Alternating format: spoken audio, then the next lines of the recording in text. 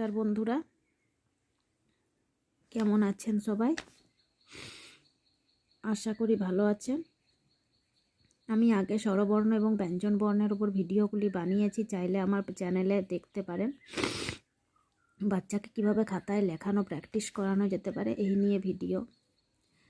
এরকম বিন্দুওয়ালা বইও পাওয়া যায়, কিন্তু বইয়ের মধ্যে একবার লিখে নিলে আর দ্বিতীয়বার লেখাতে গেলে মুছে মুছে সে বইয়ের পাতা কিন্তু ছিঁড়েও যেতে পারে। তো আজকের ব্যঞ্জন বর্ণটি হলো অন্ত্যেষ্ট। আমাদের দৈনন্দিন জীবনে ব্যবহৃত যতগুলি ভাষা, প্রত্যেকটিতে প্রায় অধিকাংশ সময়ে অন্ত্যেষ্টয়ের ব্যবহার হয়ে থাকে।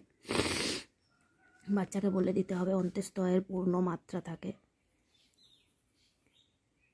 প্রথম থেকে শেখানো হলে বাচ্চা শিখতে খুব সুবিধে হয়। পরবর্তীকালে শিখে গেছে, এরপর হাতের লেখা সুন্দর করার জন্য শেখাবো মাত্রা দাও মাত্রা দাও, তখন কিন্তু তারা লিখতে চায় না। প্রথম থেকে বলে দিলে খুব ভালো হয়, সঠিকটা শেখাই ভালো।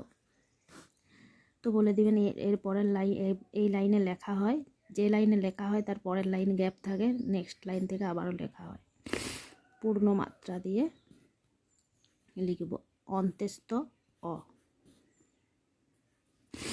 এই অন্ত্যেষ্ট এর তলায় বিন্দুটা অন্যদিকে হয়ে গেছে, যেহেতু এখানে এটা আছে, এটা এখানে হবে না।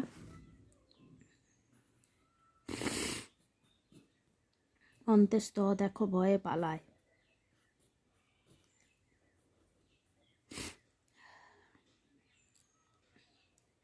তো এই হলো আজকের ভিডিওটি ভালো লাগলে অবশ্যই লাইক করবেন, চ্যানেলটা সাবস্ক্রাইব করবেন। এটাই হলো ভিডিওটা।